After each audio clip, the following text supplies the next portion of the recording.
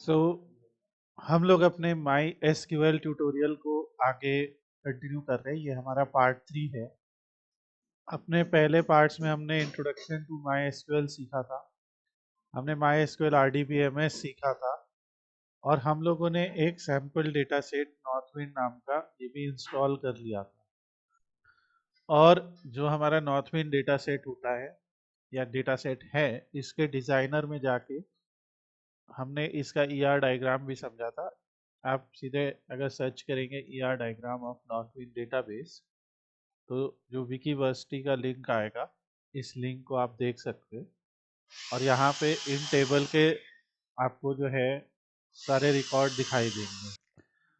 जैसे इसमें कस्टमर्स है, ऑर्डर्स है, ऑर्डर डिटेल्स है, प्रोडक्ट्स है, सारे टेबल के बीच के रिलेशनशिप हमने समझे थे। तो आज जो हम लोग डिस्कशन करने जा रहे हैं वो माइस्क्यूएल सेलेक्ट स्टेटमेंट है।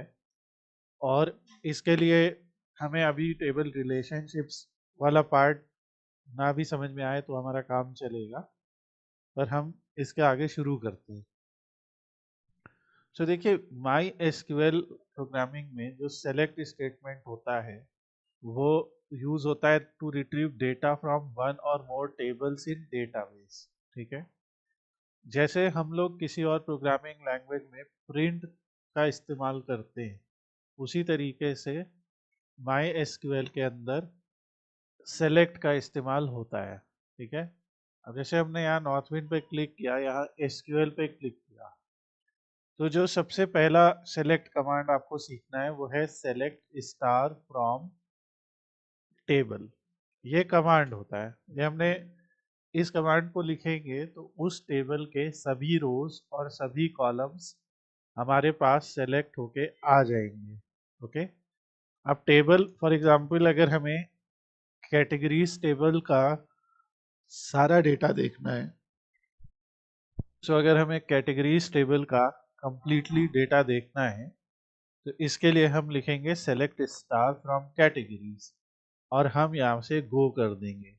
ओके, जैसे ही आप गो करेंगे आप देखिए वो जो कैटेगरीज टेबल है, इस नाम की जो टेबल है, उससे हमारा सारा डेटा आ गया। तो ये है सेलेक्ट स्टार यानी सेलेक्ट ऑल वैल्यूज। ओके, सारा कोड वगैरह सब यहाँ पे दिया हुआ है।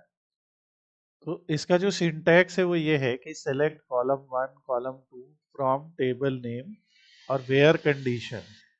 अब इस तरीके से स्टार लिखने से सभी कॉलम आ जाते हैं, पर सपोज कीजिए कि हमें केवल 2 कॉलम देखने हैं, तो हमें कैटेगरी आईडी देखना है, कॉमा कैटेगरी नेम देखना है।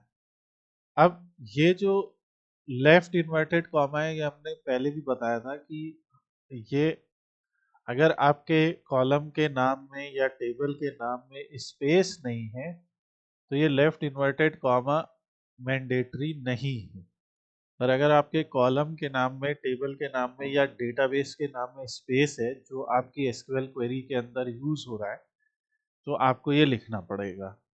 तो हमने जैसे यहाँ से ये लिख लिया। इसी तरीके से जब हमने अपनी एक एसक्यूएल क्वेरी लिख ली तो यहाँ पे हम 2 कॉलम सेलेक्ट कर रहे हैं। जैसे इसे गो करेंगे तो यहाँ कैटेगरी आईडी और कैटेगरी नेम दोनों सेलेक्ट हो जाएगा। तो हो सकता है उस टेबल में n नंबर ऑफ कॉलम्स हों, पर यहाँ पे आपको दिखेगा कि 2 कॉलम्स आ जाएंगे। ठीक है, नाउ इसी अगर मान लीजिए मैंने एक क्वेरी लिखी, उसके आगे सेमी कोलन लगा दिया, और उसके नीचे मैंने दूसरी क्वेरी लिखी सेलेक्ट स्टार फ्रॉम प्रोडक्ट्स, तो अब की बार मैं दूसरा टेबल का भी डेटा ले रहा हूँ और इस तरीके से मैं दोनों क्वेरी को इकट्ठा रन कर दूंगा। तो आपको पहली क्वेरी का रिजल्ट यहाँ नजर आएगा और दूसरी क्वेरी का रिजल्ट उसके नीचे।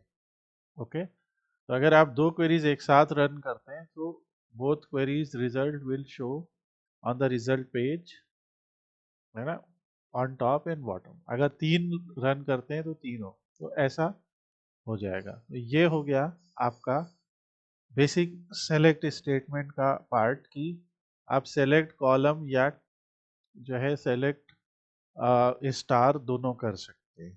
ठीक है, अब अगर हम लिखते हैं सेलेक्ट स्टार फ्रॉम प्रोडक्ट्स, सो अगर हमने लिखा सेलेक्ट स्टार फ्रॉम प्रोडक्ट्स और इसे गो किया, तो आप यहाँ पे देखेंगे showing 0 to 24 of 74 total results.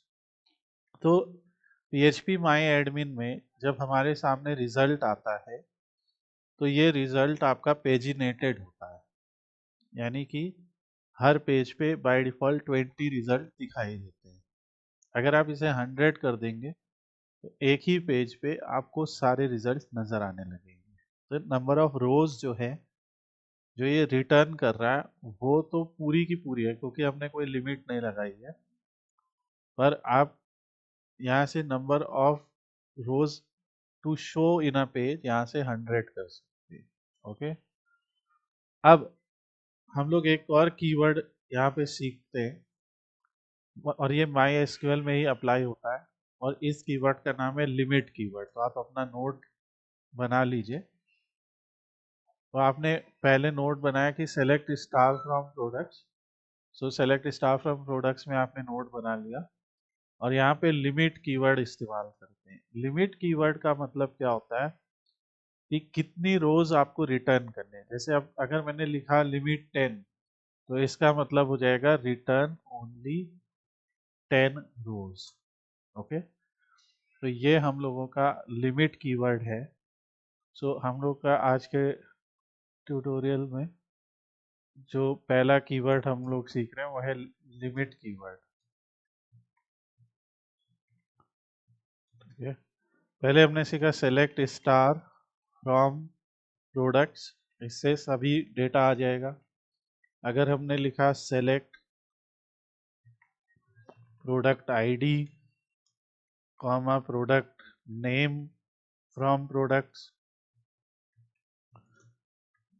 सो इसमें जो है आपका सिर्फ ये दो ही वैल्यूज आएंगी, सिर्फ दो कॉलम आएंगे।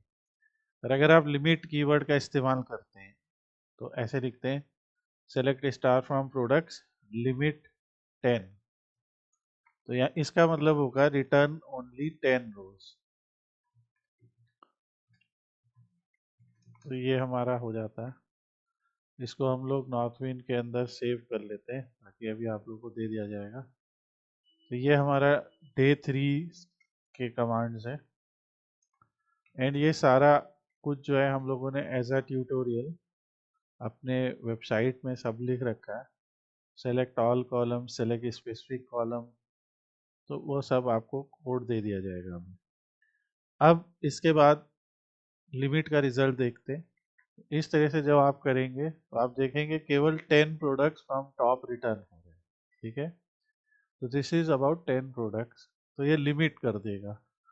अब जैसे ऑर्डर्स टेबल में हम जाते हैं, तो ऑर्डर टेबल में आप देख रहे हैं कि 830 ऑर्डर्स हैं। तो अगर मैंने लिखा select star from orders limit 20, तो आप देखेंगे केवल 20 रिजल्ट नजर आएंगे फ्रॉम टॉप।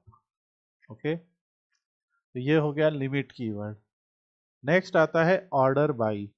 ठीक है, सो ऑर्डर बाई, ये सबसे पहला इंटरव्यू का क्वेश्चन भी होता है कई बार। अगर आप एज अ फ्रेशर जा रहे हैं, एकदम फ्रेशर को ये सबसे पहला सवाल पूछा जाता है कि सॉर्ट डेटा।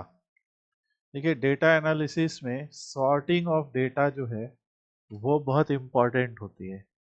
अब सॉर्ट डेटा हम असेंडिंग एंड डिसेंडिंग दोनों तरीके से कर सकते हैं। असेंडिंग और डिसेंडिंग का मतलब ये है कि जैसे फॉर एग्जांपल अगर मुझे ऑर्डर आईडी असेंडिंग ऑर्डर में चाहिए, तो मैं यहाँ पे क्लिक कर दूंगा और ऑर्डर आईडी असेंडिंग हो जाएगी। अगर मुझे डिसेंडिंग में चाहिए तो लास्ट या जो largest value of order ID है वो सबसे पहले आएगी और फिर एक एक करके घटेगी। अगर मान लो मैं कस्टमर नेम में हूँ, तो कस्टमर नेम को अगर मैंने असेंडिंग ऑर्डर कर दिया तो ये अल्फ़ाबेटिकल ऑर्डर में आ जाएंगे, ए पहले फिर बी फिर सी, आप देख रहे हैं। पर अगर मैंने डिसेंडिंग ऑर्डर में कर दिया तो जो लास्ट है जैसे डब्ल्यू या कॉन्टैक्ट नेम यहाँ पे जेड से शुरू हो रहा है, सो डिसेंडिंग ऑर्डर में आ जाएंगे। ठीक है। तो ये कैसे करना है, तो सेलेक्ट स्टार फ्रॉम कस्टमर्स तो आपने सीख लिया। डिसेंडिंग करने के लिए आपको क्या करना है, सेलेक्ट स्टार फ्रॉम कस्टमर्स, फिर आप लिखेंगे ऑर्डर बाई कस्टमर। अब ऑर्डर बाई के आगे आपको एक कॉलम लगाना है, ठीक है। तो select star from table order by column name. जैसे मान लो हमने कह दिया कि ऑर्डर बाई कस्टमर आईडी और DESC।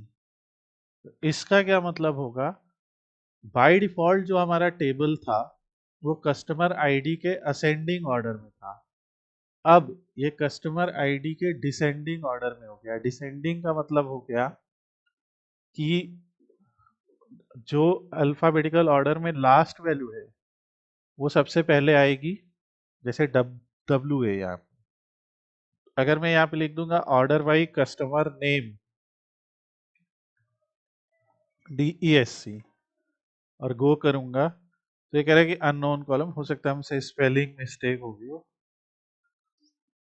तो एक्चुअली कॉन्टैक्ट नेम है, ठीक है। कस्टमर नेम इन्होंने कॉन्टैक्ट नेम करके दिया है, तो मेक श्योर कि हमें सही इस कॉलम लिखे। तो ये हो गया डिसेंडिंग ऑर्डर, ठीक है।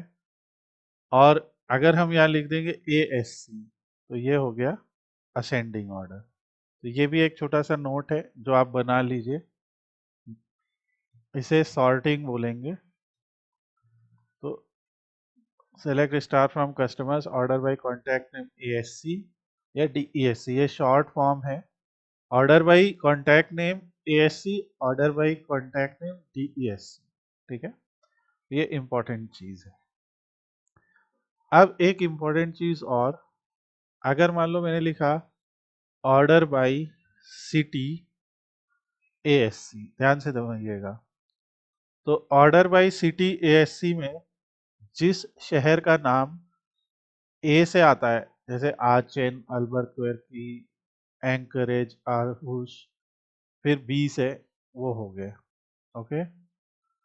अगर मैं लिखता हूँ ऑर्डर बाय कंट्री असेंडिंग, ध्यान से लिखिए, ऑर्डर बाय कंट्री असेंडिंग, तो यहाँ देखिए क्या हुआ कि उसका कंट्री का नाम, जैसे Argentina Argentina Argentina, Belgium Belgium, ठीक है।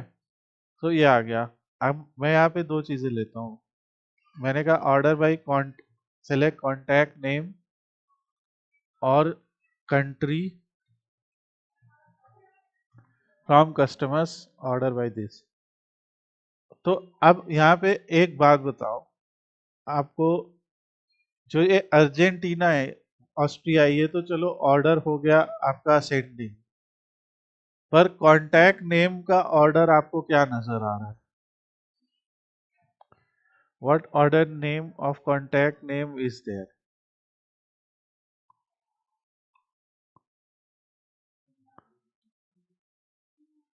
देखिए इस कंट्री के अंदर 3 लोग हैं, ठीक है, और क्या तीनों के नाम किसी का वाई से शुरू हो रहा है, किसी का एस से, किसी का पी से। तो अगर असेंडिंग ऑर्डर में होगा तो पी पहले आएगा ना, PQRSTU, है ना, वी जो भी आएगा। सो यहाँ पे आपको ये करना है कि जो आपका कॉन्टैक्ट नेम है, ठीक है, तो आप यहाँ पे लिख देंगे order by country ASC and contact name DESC। और ये जो एंड कीवर्ड है, ये order by country ASC and contact name DESC, ठीक है। सो इसमें क्या होगा, अभी हम इसका प्रॉपर सिंटैक्स बताएंगे, बट लॉजिक ये है कि हम लोग ऑर्डर बाय कंट्री को असेंडिंग कर रहे हैं, ठीक है, और कह रहे हैं कि जो कॉन्टैक्ट नेम है उसे डिसेंडिंग में कीजिए, ओके। चेक करते, तो अभी देखिए क्या हुआ, वही रिजल्ट वही आया, पर अब यहाँ पे जैसे बेल्जियम में 2 लोग हैं तो ये डिसेंडिंग है, और अगर मैंने लिख दिया कि order by country ascending and contact name भी असेंडिंग, ओके ओके। सो देखिए क्या होगा कि ये अर्जेंटीना के 3 लोग, उनका नाम भी असेंडिंग ऑर्डर में। ब्राजील में कई लोग हैं देखिए, तो ब्राजील खुद तो चौथे पांचवें नंबर पे आ रहा है ऑर्डर में, मगर ब्राजील के जो अपने कॉन्टैक्ट नेम्स हैं वो सारे पहले ए वाले आ रहे हैं, फिर बी वाले आ रहे हैं, फिर जे वाले आ रहे हैं, फिर एल वाले आ रहे हैं, फिर M P. Do you get this? So ये होगा कि जो आपका ग्रुप बन रहा है, ग्रुप क्या क्या बन रहा है यहाँ पे? Country, right? क्योंकि एक कंट्री के कई कस्टमर्स हो सकते हैं, तो पहला लेवल उसको दिया जा रहा है, तो कंट्री पहले असेंडिंग में हो जा रही है। और अगर आप चाहते हैं तो कॉन्टैक्ट नेम हर कंट्री का रैंडमली नहीं आके डिसेंडिंग में आ जाएगा। ये देखिए, अब ब्राजील के जो सबसे लास्ट ऑर्डर के लोग हैं वो ऊपर से नीचे के क्रम में आएंगे। तो ये हमारा है दो अलग अलग कॉलम्स पे सॉर्ट करना, पहले एक, फिर बाद में दूसरा, ठीक है?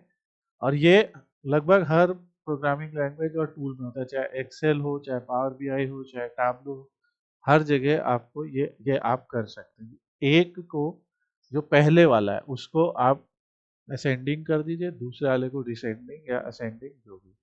तो जो उसके अंदर आ रहे होंगे वैल्यूज वो असेंडिंग और डिसेंडिंग ऑर्डर में सॉर्ट हो जाएंगे। तो ये हमारा कंसेप्ट हुआ। तो इस तरीके से आपने सीखा ऑर्डरिंग एंड सॉर्टिंग, ठीक है? नाउ एक थर्ड केस और है। मान लीजिए किसी ने आपसे कहा कि select bottom bottom three values from data, ठीक है? तो select bottom three values from data. Bottom three का मतलब क्या है? जैसे बॉटम, एक सेकंड में होल्ड करूँ। सो देखिए, बॉटम थ्री वैल्यूज का क्या है मतलब है, sorry for the noise from the behind. Bottom three का मतलब ये है, जैसे मान लीजिए यहाँ पे कैटेगरीज हमारी 1 से 8 तक आ रही है, ठीक है? 1 से 8 तक आने में बॉटम थ्री कौन सी हुई? 6, 7 and 8। Do get this? Bottom three कौन सी हुई? 6, 7 एंड 8, राइट? तो ये जो बॉटम बॉटम थ्री होंगी ये कैसे लाई जाए? और ऑब्वियसली तो इसके लिए हम लोग क्या कर सकते, एक तो तरीका ये है कि हमने लिखा select star from categories limit three. जब हम लिमिट थ्री करेंगे तो टॉप से थ्री आ जाएंगे, ये तो हमने सीख लिया। पर अगर हम कह दें कि ऑर्डर बाई, ठीक है? तो ये बहुत इंपॉर्टेंट चीज है, छोटा सा नोट है, and replay the video also, और इसका नोट बनाइएगा अपने पास, ठीक है? सो आपको करना क्या है, सेलेक्ट स्टार फ्रॉम कैटेगरीज और order by category ID limit three. इससे क्या होगा कि पहले लेवल पे हम ऑर्डर बाई कर रहे हैं, यानी पहले उसे उल्टा कर दे रहे हैं और फिर उसमें लिमिट थ्री लगा दे रहे। तो ये हो गया। अब हमने हमने उल्टा करने के लिए लिखा ही नहीं D S, yes S T लिखा।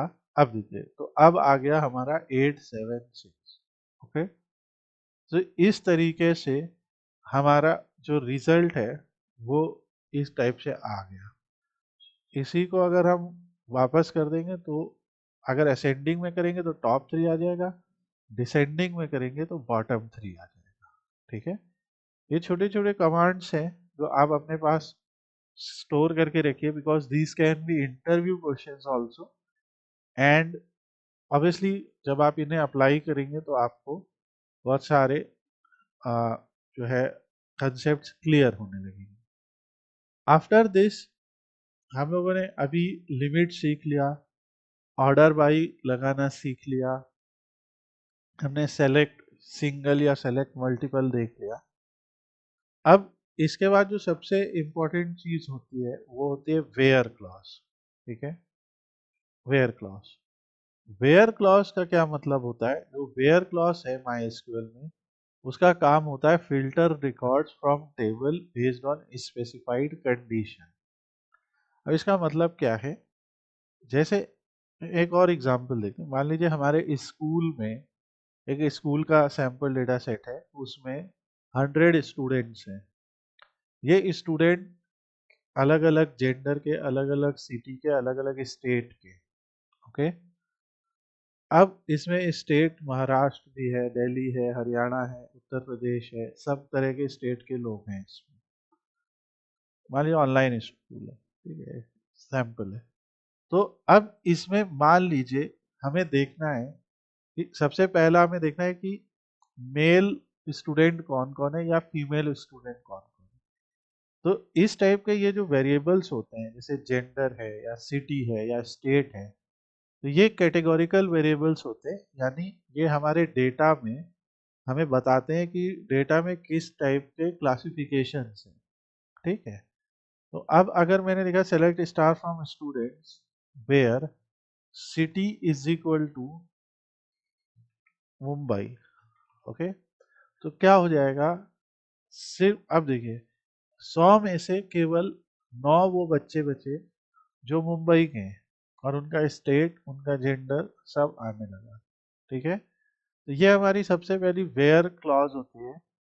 आपका इसका सिंटैक्स है select star from table where column 1 is equal to value 1। ठीक है, तो ये हमारा सबसे पहला वेयर क्लॉज है, और इसका काम होता है टू फिल्टर डेटा। फिल्टर मतलब कि हमें डेटा का जो सिलेक्शन है वो हम अपनी कंडीशन के आधार पे करना चाहते हैं, अपने कंडीशन के बेसिस पे करना चाहते हैं। यहाँ पे अगर लिखा है city is equal to Mumbai, तो इसमें ये जो इक्वल टू है, ये इक्वल टू यहाँ पे कंपैरिजन ऑपरेटर है। ये जो इक्वल टू सिंबल है, ये कंपैरिजन ऑपरेटर है। ठीक है, कंपैरिजन की स्पेलिंग को गलत, कंपैरिजन कुछ गलत लिखा होगा। अब क्या एक ही कंपैरिजन ऑपरेटर होता है? ऐसा नहीं है। ठीक है, अगर हम मान लो, एक ऐसी कंडीशन भी हो सकती है जहाँ पे हो जैसे ये हो गया इक्वल, ऐसा भी तो हो सकता है कि हम सिर्फ उन लोगों का डेटा देखना चाहते हो जो नॉट इक्वल है। ठीक है, अगर हम यहाँ पे लिख दें city not equal to Mumbai, तो ये नॉट इक्वल का साइन है। ओके, तो ये दोनों सिंबल मिलके बनेंगे नॉट इक्वल ऑपरेटर। ठीक है, एग्जाम्पल देखते हैं। तो जैसे हमने अभी रन किया सिटी इक्वल टू मुंबई, अगर हम यहाँ लिख दें नॉट इक्वल टू मुंबई, ऐसे नॉट इक्वल, तो ये जो पिंक कलर में आ रहे ये ऑपरेटर है। जैसे गो करेंगे, अब मुंबई के अलावा बाकी जो जो शहर है, जैसे उत्तर प्रदेश में नोएडा हो गया, दिल्ली हो गया, हरियाणा में फरीदाबाद हो गया, सब जगहों से बच्चे आने लगे, और ये हो गया हमारा not equal to operator, Mumbai छोड़ के बाकी सब। ओके, तो दो ऑपरेटर आपने पढ़े, equal to not equal to. तो जो स्ट्रिंग वैल्यू होती हैं, जैसे वेर कैर हो गई या कैर हो गई, जो टेक्स्ट वैल्यू होती हैं, उनमें आप equal to not equal to का यूज कर सकते हैं। ठीक है, अब जो है मान लीजिए यहाँ पे फीस सबमिशन का डेटा, या हम और इम्पोर्टेंट चीज पे आते हैं, प्रोडक्ट्स। यहाँ पे हमारे पास हर प्रोडक्ट का एक यूनिट प्राइस दिया हुआ है। ओके, किसी का 18 है, किसी का 19 है, किसी का 10 है। अगर हम देखना चाहते हैं select star from products where unit price is greater than 30, इसका मतलब आप समझ रहे हैं, सीधा मतलब है कि उन प्रोडक्ट्स का ही डेटा दिखाइए। और यहाँ पे बाय द वे आप कुछ भी लिख सकते हैं, जैसे आपने कहा कि उन प्रोडक्ट की आईडी, उन प्रोडक्ट का नाम, और उन प्रोडक्ट का यूनिट प्राइस दिखाइए, आप ऐसे भी लिख सकते हैं। तो आपने अगर ये लिखा तो इसका मतलब क्या होगा कि केवल उन प्रोडक्ट का डेटा हम लोग देखना चाहते हैं जिनके यूनिट प्राइस 30 से अबव है। जैसे ही गो करेंगे, ये देखिए वो सारे प्रोडक्ट आ गए जिनके प्राइस 30 से अबव है। कोई भी प्राइस आपको दिख रहा है जो 30 के नीचे है? I can't see any product, ठीक है। तो ये आपका हो गया सेलेक्ट प्रोडक्ट। ये आपका हो गया सिंपल केस, जहाँ पे आप किसी एक वैल्यू के साथ कंपेयर कर सकते हैं। अगर यही हमें रिवर्स में देखना है, तो ये हमने यहाँ पे हम लिख देते हैं।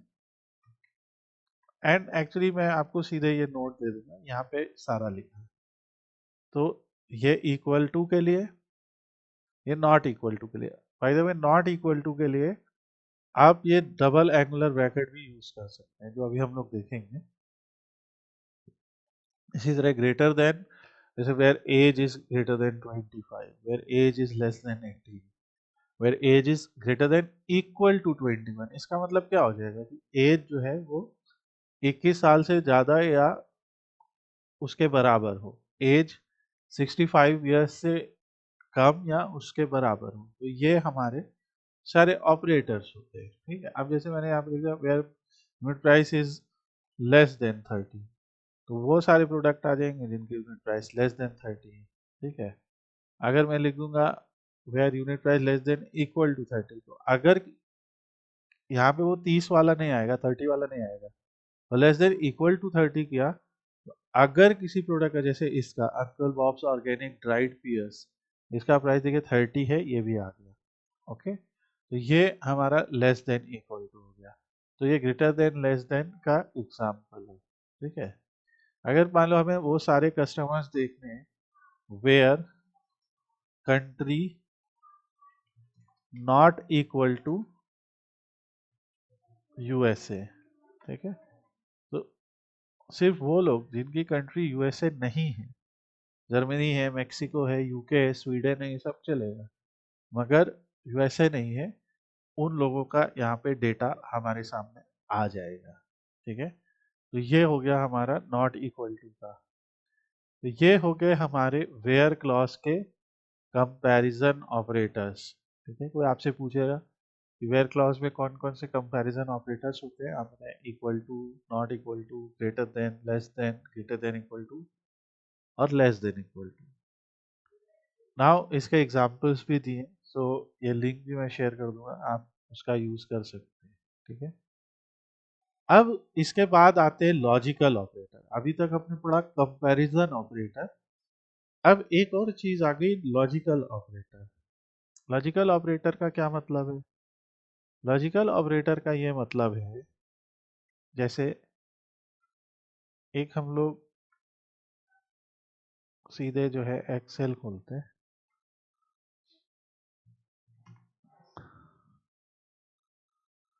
अब यहाँ पे देखिए क्या हो रहा है। लॉजिकल ऑपरेटर को समझने के लिए मान लीजिए ये कंडीशन ए है और ये कंडीशन बी है, ठीक है, और ये हमारा आउटपुट है, ओके। कंडीशन ए में ए भी फॉल्स है, बी भी फॉल्स है, तो आउटपुट फॉल्स आएगा। कंडीशन ए ट्रू है, बी फॉल्स है, तो आउटपुट 1 आ रहा है।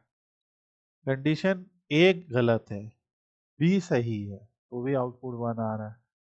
ए और बी दोनों सही हैं, तो भी आउटपुट 1 आ रहा है। अभी मैं समझाता हूँ ये क्या हो रहा है। ये जो हमारा ये जो ट्रूथ टेबल बोलते हैं इसको, तो ये या लॉजिकल टेबल कहिए, ये और ऑपरेटर का टेबल है। और ऑपरेटर का मतलब क्या होता है कि अगर हम दो अलग अलग कंडीशन को टेस्ट करना चाहते हैं, तो और ऑपरेटर का इस्तेमाल करते, और दोनों में कोई एक भी कंडीशन ट्रू हो, जैसे पहली ट्रू हो दूसरी गलत हो, तो भी आउटपुट ट्रू आता है।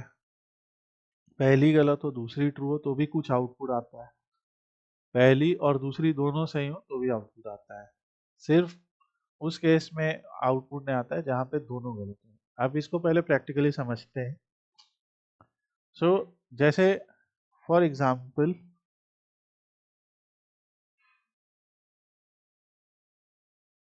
अब यहाँ पे हमारे पास कस्टमर जो है वो किसी ना किसी कंट्री के हैं और उनका कोई ना कोई कांटेक्ट टाइटल है, ठीक है, कांटेक्ट टाइटल है या वो किसी ना किसी कंट्री के। अब एग्जाम्पल के लिए अगर हमने कहा where country is equal to Germany, so इसको जब हमने लिखा तो सिर्फ जर्मनी के लोग ही आ जाएंगे। पर अगर किसी ने आपसे पूछा कि हमें उन लोगों के नाम बताइए जो जर्मनी के हों या फिर मैक्सिको के हों, तो यहाँ पे आप लिखेंगे ऐसे, और कंट्री इक्वल टू मैक्सिको। अगर आप अपनी लैंग्वेज में बोले ना मन में, उन लोगों के नाम बताइए जहाँ कंट्री जर्मनी हो या कंट्री मैक्सिको हो, तो ये जो या हिंदी का जो या शब्द है, ठीक है, वो और यहाँ पे हो रहा है, ठीक है, और सो दिस और सिंपली मीन्स कि इन दोनों में कोई एक भी ट्रू हो तो उनका रिकॉर्ड दिखाइए। तो जैसे आप इसे गो करेंगे, अब आप देखिए आपको टोटल यहाँ पे एनालिसिस में 16 कस्टमर्स मिल रहे हैं, सॉरी, और ये जो 16 कस्टमर्स मिल रहे हैं, इन 16 कस्टमर्स में जर्मनी मैक्सिको के सारे हैं, ओके, और कोई नहीं आ रहा है। सो और में मतलब क्या है कि if any one of them is true तो वो डेटा आएगा। अगर मैं यहाँ पे कह देता हूँ, यहाँ पे मैं और लिख देता हूँ, और की जगह सॉरी एंड लिख देता हूँ कि कोई ऐसा कस्टमर जिसके कंट्री में जर्मनी एंड मैक्सिको दोनों लिखा हो एंड, तो ऐसा कोई रिकॉर्ड नहीं आएगा क्योंकि ऐसा कोई कस्टमर नहीं है यहाँ पे दोनों कंडीशन को जो मैच करता हो, ठीक है। सो और के केस में क्या होगा कि इनमें से कोई भी कंडीशन से मैच करता हुआ रिकॉर्ड आ जाएगा आपके सामने। अगर मान लीजिए अब मैं यहाँ पे लिख देता हूँ इंडिया और country is equal to China, जब गो करेंगे फिर कोई नहीं आया रिकॉर्ड, तो ये हो गई ये कंडीशन 0 0, ना इंडिया है ना चाइना है, तो आउटपुट 0 आएगा। अगर मान लो अगर हमने ऐसे लिख दिया where country is equal to India और स्पेन, तो ये हो गया कि पहली तो फॉल्स हो गई, ये इंडिया का कोई है नहीं, बट दूसरी ट्रू हो जाएगी, तो दूसरी के रिकॉर्ड्स आ जाएंगे, ओके, स्पेन के आ गए, इंडिया का नहीं है तब भी रिकॉर्ड आ गया। तो ये जो होता है ये हमारा होता है और का क्लॉज। और के केस में आपके जब तक दोनों रिकॉर्ड्स ट्रू नहीं होते तब तक आउटपुट नहीं आता है। इसी तरीके से हमारा एंड होता है। तो हम लोग ये यूज कहाँ करते हैं, एक एग्जांपल आपके सामने है कि जब हमें एक ही कॉलम की 2 या 3 वैल्यूज को कंपेयर करके डेटा उठाना हो, वहाँ और यूज करते हैं। जैसे अभी आपसे किसी ने कह दिया select star select customers from UK USA and Spain, सवाल में उसने एंड लिखा है, तो आप कैसे लिखेंगे where country is equal to UK और country is equal to Spain और country is equal to USA, तीनों बार में और लिखना पड़ेगा। और इसको सेलेक्ट करके गो करेंगे तो ये देखिए अभी यूके के भी आ रहे हैं, स्पेन के भी आ रहे हैं, यूएसए के भी आ रहे हैं। ये आपकी समझ में आ रहा है जो लोग ज्वाइंट है क्लास में? हेलो, ये समझ में आ रहा है राइट? ये कहाँ पे यूज होगा जब एक ही कॉलम का, अभी जैसे किसी ने कह दिया 4 शहरों के लोगों के नाम बताओ, और 4 शहरों के नाम दे दिए जैसे लंदन, मैड्रिड और बार्सिलोना और सैन फ्रांसिस्को, तो आप क्या लिख देंगे और करके लिख देंगे। पर होता है क्या है, चलो दो में और लिख लिया तो समझ में आ गया कि हाँ चलो लिख लिया, तो इसका एक शॉर्टकट भी होता है। शॉर्ट में कैसे लिखेंगे, यही सेम चीज। तो यहां तक तो सेम रहेगा। अब यहाँ इन लिखेंगे, ओके, वेयर कंट्री इन। तो ये जो इन ऑपरेटर होता है, ये इसमें हम एक लिस्ट ऑफ वैल्यू देते हैं। जैसे हमने कह दिया यूके, यूएसए, स्पेन, ये इसी का शॉर्ट फॉर्म है। Are you getting this? तो इन ऑपरेटर का मतलब क्या है कि ये एक सेट ऑफ वैल्यूज है। इस सेट ऑफ वैल्यूज में कंट्री का नाम हो, जिन कस्टमर्स के कंट्री का नाम इन सेट ऑफ वैल्यूज में हो जो हमने यहाँ पे दी हैं, उनका नाम बताइए। ठीक है, तो ये इन ऑपरेटर होता है। ये भी मैं यहाँ पे सेव कर दे रहा हूँ। तो देखिए, आप इसको भी रन करेंगे ना, आपको सेम रिजल्ट नजर आएगा। ये देखिए, इसका बेनिफिट क्या है? इसका बेनिफिट ये है कि इस तरीके से आपका सिंटैक्स थोड़ा इजी हो गया। नहीं, आपको और कंट्रीज इक्वल टू और कंट्रीज इक्वल टू बार बार नहीं लिखना पड़ा। ठीक है, तो ये और ऑपरेटर का यूज है। अब जैसे एक बात ये भी हो सकती है कि आपसे पूछा जाए उन लोग का नाम बताइए जो या तो ओनर हो या सेल्स एजेंट हो, तो आप कैसे लिखेंगे? यहाँ पे लिख सकते हैं where contact title in owner comma sales agent. So इस तरीके से हमारा आ जाएगा कि या तो ओनर हो या फिर सेल्स एजेंट। जैसे गो करेंगे, आप देखिए एना ट्रुजिलो ओनर है, एंटोनियो मोरेनो ओनर है, ये सब ओनर हैं, ये सब सेल्स एजेंट है। तो अभी हमारे पास टोटल 90 प्लस कस्टमर से 70 प्लस, उसमें से 22 ऐसे हैं जो या तो ओनर है या फिर सेल्स एजेंट। तो ये हो गया इसका केस। अब देखिए, हम लोग से एक मिस्टेक हुई जिसमें एक लेसन भी है। हमने कॉन्टैक्ट टाइटल में केस लिखा सी ओ और ओ कैपिटल लिख दिया टाइप करते समय, तभी उसने रिजल्ट दिया। तो आप देख सकते हैं कि जो माई एसक्यूएल के कमांड्स है वो केस सेंसिटिव नहीं। ठीक है, अगर हम इसको सीधा ऐसे भी लिख देंगे कॉन्टैक्ट टाइटल,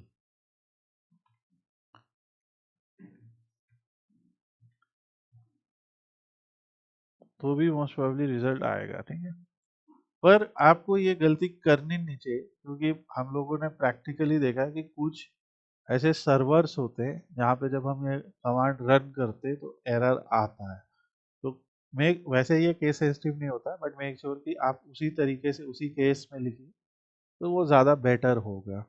ठीक है, कई बार जब हम लोग पीएचपी के साथ में माई एसक्यूएल लिखते हैं या किसी प्रोग्रामिंग लैंग्वेज के साथ में लिखते हैं, किसी किसी सर्वर पे ये इशू आता है। इसलिए it's always a better practice कि आप ऐसा ही लिखें।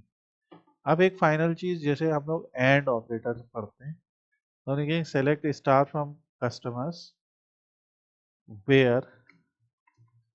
अब किसी ने कहा कि हमें उन सब ओनर्स के नाम जानने जो यूके के हैं। उन name of those owners who are from UK. तो इसके लिए हम क्या लिखेंगे? Select star from customers where, UK कहाँ मिलेगा? कंट्री में, तो हमने लिखा where country is equal to UK. And लगेगा। एंड में क्या होता है, इसी का इसी जैसे ये और ऑपरेटर है, तो एंड ऑपरेटर में क्या होता है?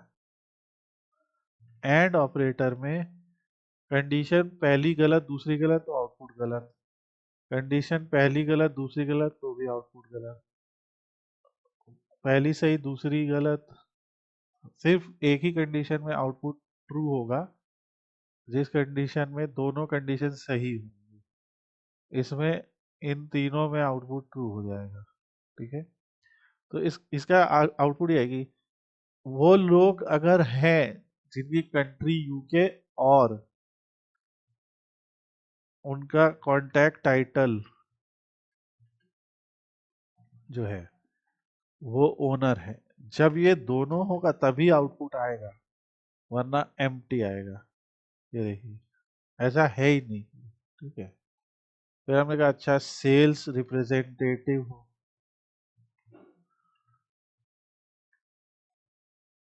ये आ गया। क्वेरी तो गलत नहीं, पर उस नाम का कोई था ही नहीं उस।